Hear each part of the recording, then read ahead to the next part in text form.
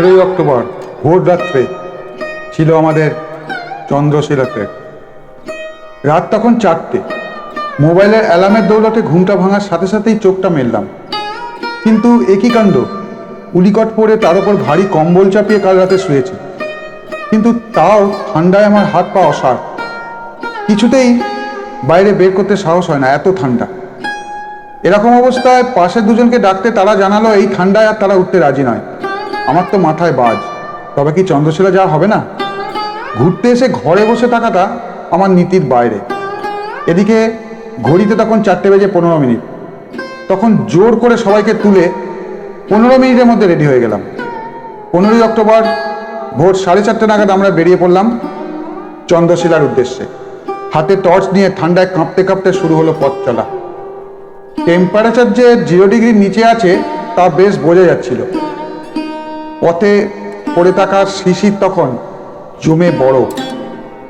এরপরই ওই অন্ধকার পাহাড়ি রাস্তায় চলতে শুরু করলাম। সত্যি বলতে কি প্রথম প্রথম ভয় করছিল মনে। একে তো ফাঁকা ফাঁকা, তার উপর অন্ধকার। তবে কিছুক্ষণ পরেই মানুষের দেখা পেলাম। 5:30 বাজে চন্দ্রশিলা টপে এসে পৌঁছেছি। প্রায় 13,050 ফিট হাইট। তুঙ্গনাথ থেকে যথেষ্ট টাফ ট্রেক। আমি অনেক ট্রেক করেছি, তাও বলছি যথেষ্ট টাফ। এবং 1 কিলোমিটার পরে আমার তো মনে হলো 1.5 কিলোমিটার প্লাস। চন্দ্রশিলা টপের ঠিক নিচে দেখুন ভিউ। এই যে উপরে অনেকে দাঁড়িয়ে আছে, এই জায়গাটাই হচ্ছে চন্দ্রশিলা টপ। যে জায়গা সম্বন্ধে কথিত আছে রাবণ হত্যার পর রাম ব্রহ্ম হত্যার অভিশাপ কাটানোর জন্য এখানে নাকি পূজা করেছিলেন, শিবের আরাধনা করেছিলেন। সেই পৌরাণিক উপাখ্যান বিখ্যাত চন্দ্রশিলা টপে আমরা দাঁড়িয়ে আছি। চন্দ্রশিলা পর্যন্ত 1.5 কিলোমিটারের পথ, কিন্তু এই 1.5 কিলোমিটার পথ সেদিন যেন আর শেষ হচ্ছিল না। যতই হাঁটি ততই যেন বেড়ে যাচ্ছিল সেই পথ। এই কঠিন পথ ট্রেক করে সত্যি হ্যাটস অফ। সকাল 4:30 নাগাদ আমরা বেরিয়েছি, প্রায় 1.5 কিলোমিটার, এবং লাস্টের দিকে আর কোনো রাস্তা বলে কিছু নেই। পাহাড়ের গায়ে বোল্ডার ফেলা জায়গা, সেখানে পথ নিজে নিজে তৈরি করেই চলা। প্রায় আমরা এই চন্দ্রশিলা টপের একদম জাস্ট নিচটায় বসে আছি। চন্দ্রশিলা টপের একদম নিচে, উপরে আপনাদের দেখালাম সমুদ্রপৃষ্ঠ থেকে 13,000 ফিটের ওপরে দাঁড়িয়ে আছি। সত্যি নিজেকে সৌভাগ্যবান মনে হচ্ছে। এখান থেকে নন্দা দেবী, নন্দা ঘুন্টি, ত্রিশূল, কামের, চৌখাম্বা এবং আরও কত নাম না জানা সিংহ যে দৃশ্যমান হয়, অসাধারণ। পুরো 360 ডিগ্রি ওপেন। অসাধারণ অভিজ্ঞতা হচ্ছে। কষ্ট করে এসেছি, কিন্তু কষ্ট করার পর যে আনন্দ হচ্ছে সেটা প্রকাশ করা যায় না। আমরা সমুদ্রপৃষ্ঠ থেকে 13,000 ফিট উচ্চতায় চন্দ্রশিলা টপে একে একে নন্দা দেবী, নন্দা ঘুন্টি, চৌখাম্বা, কামের, আরও নাম না জানা কত সিংহ, তাদের উপর সূর্যের রক্তিম আভা পড়ছে। আস্তে আস্তে দেখুন লাল রক্তিম আভায় আলোকিত হয়ে উঠছে সিংহগুলো। অসাধারণ একটি দৃশ্য। সমুদ্রপৃষ্ঠ থেকে 13,000 ফিট উচ্চতায়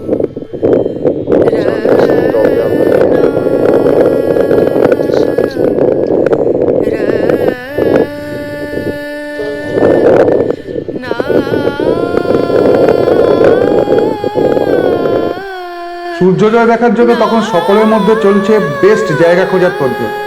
সত্যি বলতে ওটা চন্দ্রশিলা টপ না আমাদের টাইগার হিল ভিউ পয়েন্ট বুঝতে পারছিলাম না, কারণ আশেপাশে শুধু মাতৃভাষা ছাড়া আর কিছুই শুনিনি। তারপর ঘড়ির কাঁটায় যখন ঠিক 6:15, তখন সবার মন ভালো করে অন্ধকারের বুক চিরে সূর্যদেব উঠলেন পাহাড়ের পিছন দিয়ে। যেন মনে হলো একটা হিরে উঠল জল জল করে। সূর্যকে দেখে তখন সবাই হর হর মহাদেব বলে সম্ভাষণ করে উঠল। সত্যিই তো তাই, এ তো সাক্ষাৎ ঈশ্বর দর্শন। চারিদিকের ওই অপার্থিব সৌন্দর্যের দিকে তাকিয়ে একটা গানের লাইন বারবার মাথায় আসতে লাগলো। দেখো রে, দেখো রে নয়ন মেলে, জগতের বাহার, জগতের বাহার, দিনের আলোয়, দিনের আলোয়, দিনের আলোয়, দিনের আলোয় কাটে অন্ধকার। দেখো রে, এই স্থান থেকে আপনি হিমালয়ের সেরা সূর্যোদয় দেখতে পাবেন এবং তুঙ্গনাথ মন্দিরের পাশ দিয়ে হাঁটলে উত্তরাখণ্ডের কিছু মহিমান্বিত পর্বত যেমন নন্দাদেবী, ত্রিশূল, নন্দাঘুন্টি, কামেট, গুনাগিরি, চৌখাম্বা, কেদারদম, ঢালয় সাগর, গঙ্গোত্রী রেঞ্জ এবং জাহানপুর দেখা যাবে। চন্দ্রশিলা ট্রেক 1.5 কিলোমিটারের পথ হলেও প্রচণ্ড খাড়াই এই পথটাকে একটু কঠিন করে তুলেছে। আমরা প্রায় ঘন্টাখানেক চন্দ্রশিলা টপে ছিলাম। এর সৌন্দর্য যতই বর্ণনা করি ততই কম বলে মনে হয়। ছবিতে বা ভিডিওতে সৌন্দর্য প্রকাশ করা সম্ভব না, তবু যতটা পেরেছি ভিডিও রূপে ক্যামেরা বন্দি করার চেষ্টা করেছি। আর গ্লাভস থেকে হাত বের করতেই হাত বরফ হয়ে যাচ্ছিল, সেই অবস্থাতেই রেকর্ডিং করা। কথায় আছে, বেশি আনন্দে মানুষ বাকহীন হয়ে যায়। হয়তো আমিও তাই ওখানে গিয়ে স্তব্ধ হয়ে গিয়েছিলাম। এক মনে বসে চোখ ভরে দেখছিলাম প্রকৃতির সৌন্দর্য। যতদিক চোখ যায়, যতদূর চোখ যায়, শুধু পাহাড় আর পাহাড়, নাম না জানা কত বরফ ঢাকা শৃঙ্গ। দেখতে দেখতে ভুলে যাওয়া যায় মনের সব দুঃখ, কষ্ট, জ্বালা, যন্ত্রণা। সে এক স্বপ্নের দেশ, আমরা সবার উপরে, বাকি সব নিচে। সেদিন মেঘেরা আমাদের আনন্দে জল ঢালতে পারেনি। আকাশ ছিল যাকে বলে একদম ক্রিস্টাল ক্লিয়ার। চারিদিকে তুষার সিংহগুলো একে একে সূর্যকিরণ করে তারাও সোনার মতো চকচক করছিল। যেন বলতে শুরু করেছিল যে শুধু সূর্যকে তাকিয়ে থাকলে হবে না, আমরাও তো আছি। এরপর শুরু হলো সেই মুহূর্তগুলোকে চিরদিনের মতন ক্যামেরাবন্দি করার প্রচেষ্টা। তারপর ঘন্টাখানেক কাটিয়ে আমরা নেমে এলাম মন্দির চত্বরে। মন্দির দর্শন করলাম, পুজো দিলাম। আর 7:30 নাগাদ আমরা পুজো দিতে ঢুকেছিলাম। এত সকালে তেমন ভিড় থাকে না, কারণ নিচে থেকে ওপরে উঠে যারা তুঙ্গনাথ দর্শন করে পুজো দিয়ে আবার নেমে যান তারা তো এত সকালে এসে পৌঁছন না। যারা রাত্রিবাস করেন তুঙ্গনাথে তারাই পুজো দেন। তাই অতি তৃপ্তি সহকারে সুন্দরভাবে পুজো দিয়েছি। পুরোহিতরাও সুন্দর সহযোগিতা করতেন। আর সত্যি বলতে কি, যখন বাবার লিঙ্গের সামনে মাথা ঠেকালাম, এক অদ্ভুত অনুভূতি হলো। সারা শরীরে যেন একটা শিহরণ বয়ে গেল। সেই মুহূর্তটা আমি জীবনে ভুলবো না, আর বলেও কাউকে প্রকাশ করতে পারবো না। যাই হোক, এই চন্দ্রশিলা ভারতের তুঙ্গনাথ মন্দিরের ওপরের চূড়া, যার আক্ষরিক অর্থ হলো মুন রক। আর চন্দ্রশিলা সমুদ্রপৃষ্ঠ থেকে প্রায় 13,000 ফুট উচ্চতায় অবস্থান করছে। উত্তরাখণ্ডের অনেকগুলো জনপ্রিয় ট্রেকগুলির মধ্যে এটা একটা, যেটা সারা বছর ধরে করা যেতে পারে। কিন্তু শীতকালে ট্রেক রুট পুরো তুষারের আবরণের নিচে লুকিয়ে থাকে। সেই সময় একজন গাইড থাকা জরুরি।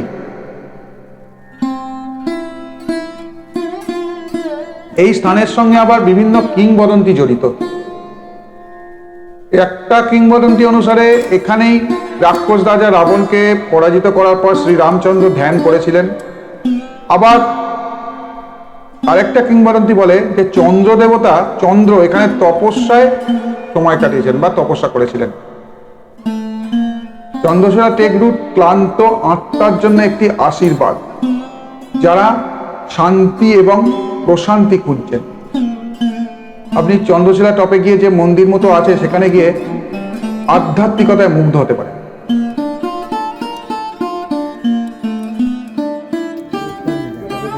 এই তুঙ্গনাথের মন্দিরে ঢোকার রাস্তা এই দিকে যাচ্ছে। আমরা ছিলাম ঠিক এখান থেকে নেমে এসে এই রাস্তাটা দিয়ে এইখানে রুমস অ্যাভেলেবেল লেখা আছে। বিশেষ কোনো ফেসিলিটি এখানে পাবেন না, গরম জল পাবেন না বিশেষ করে।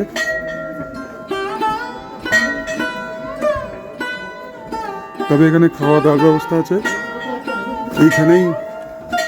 এখানেই ক্যান্টিন মতো আছে একটা, এখানেই রান্না হচ্ছে, খাবার দাওয়া দিচ্ছে। মোটামুটি খারাপ নয়। রাত্রিবেলা খিচুড়ি করে দিয়েছিল, ভালোই খিচুড়ি। হ্যাঁ, ये देखिए किचन, এটা কিচেন আছে। এই কিচেনে রান্না হচ্ছে, যা রান্না করতে বলছি মোটামুটিভাবে করে দিচ্ছে। ইলেকট্রিসিটির প্রবলেম, এখানে তো ইলেকট্রিসিটি নেই। ইলেকট্রিসিটির প্রবলেম তো এখানে আছে, তাই এখানে সব সোলারে চলে, তাই জন্য লাইট সবসময় থাকছে না। সন্ধ্যের দিকে লাইট ছিল, রাত্রে লাইট চার্জ চলে যাচ্ছে, রাত্রে অফ করে দিচ্ছে। এই ঘর, এটায় আমরা 6 জন ছিলাম। এখানে একটা বেডে তো 4 জন শুতে পারবে, ওখানে 2 জন, এখানে 1 জন। এই রুম, এখনো লাইট নেই, ফ্লাশ জ্বালিয়ে আমি ভিডিও রেকর্ডিংটা করছি। আর এদিকে একটা ছোট্ট বারান্দা আছে, বাথরুম এদিকে একটা ইন্ডিয়ান স্টাইল, আর ওইদিকে একটা আছে, কোমর আছে। এখান থেকে ভিউটা আছে ভালো। আমি এখন নাচছি অনেকে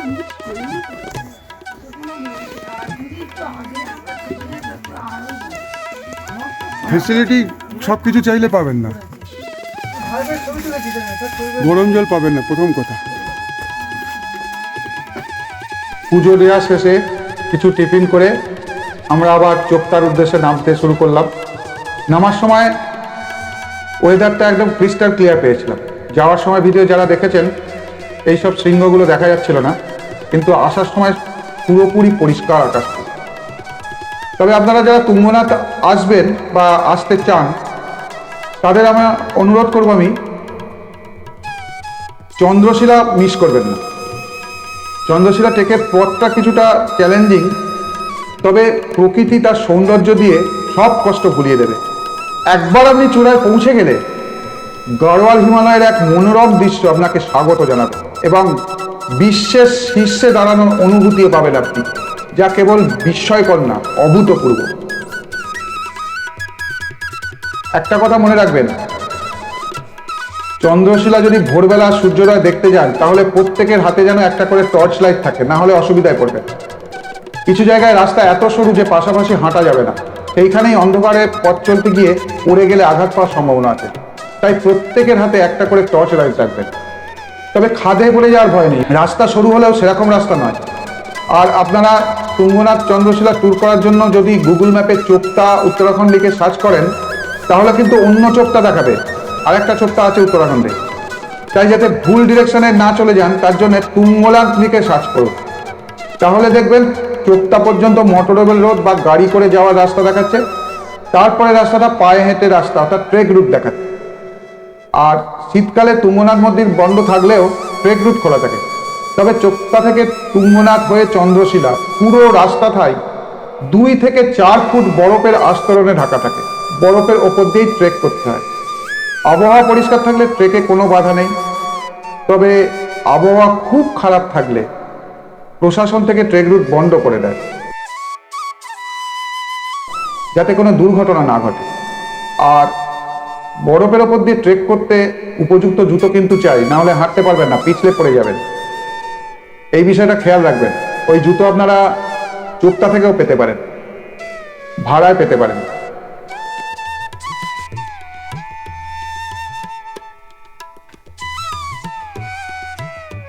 অপরূপ পারিপার্শ্বিক সৌন্দর্য দেখতে দেখতে চোপতার উদ্দেশ্যে নামতে শুরু করেছি আমরা। এখানেও দেখুন মেঘ আমাদের চেয়ে নিচের উচ্চতায়, আমরা মেঘের চাইতে আরো উঁচুতে অবস্থান করছি।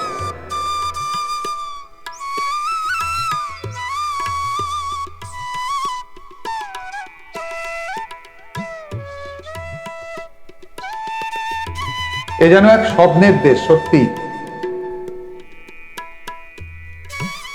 সমস্ত কিছু দুঃখ কষ্ট ভুলিয়ে দেবে কিছুদিনের জন্য, অন্তত সাংসারিক চাপ চিন্তা ভাবনা এসব থেকে মুক্তি পাবেন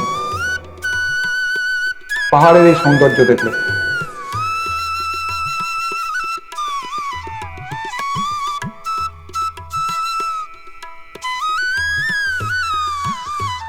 এই বুগিয়ালি আমরা যাওয়ার সময় অনেকক্ষণ সময় কাটিয়েছিলাম, কিন্তু তখন এই পাশে তুষার আবৃত সিংহগুলো দেখতে পাইনি মেঘে থাকার জন্য। এখন দেখুন কি পরিষ্কার আকাশ আর কি অদ্ভুত লাগছে দৃশ্যটা, অপরূপ দৃশ্য। ভিডিওতে আর আপনাদের কি দেখাতে পারছি, এটা যা চাক্ষুষ করে এসেছি জীবনে ভোলার নয়।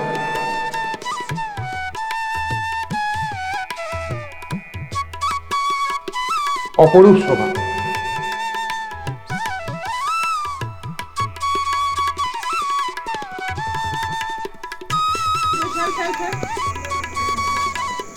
এই আমাদের তুঙ্গনাথ দর্শন সম্পূর্ণ হলো। আজকে নামার দিন আমরা মোটামুটিভাবে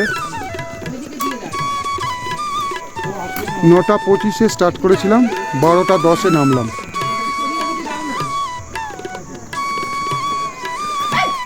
সফলভাবে তুঙ্গনাথ ট্রেক সম্পন্ন করে আমরা নামলাম মোটামুটি 2.5 ঘন্টা থেকে আবার 8800 ফিট চোপতাতে খুবই সফলভাবে প্রত্যেক সদস্য গ্রুপের আমরা সম্পন্ন করতে পেরেছি। বাবা তুঙ্গনাথকে ধন্যবাদ।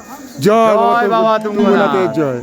চোপতা থেকে আমরা সোজা চলে গেছিলাম বদ্রীনাথ। এর পরবর্তী পর্বে আপনাদের দেখাবো বদ্রীনাথ এবং বদ্রীনাথ থেকে 4 কিলোমিটার দূরত্বে মানা গ্রামের সৌন্দর্য। ভালো থাকবেন সবাই, নমস্কার।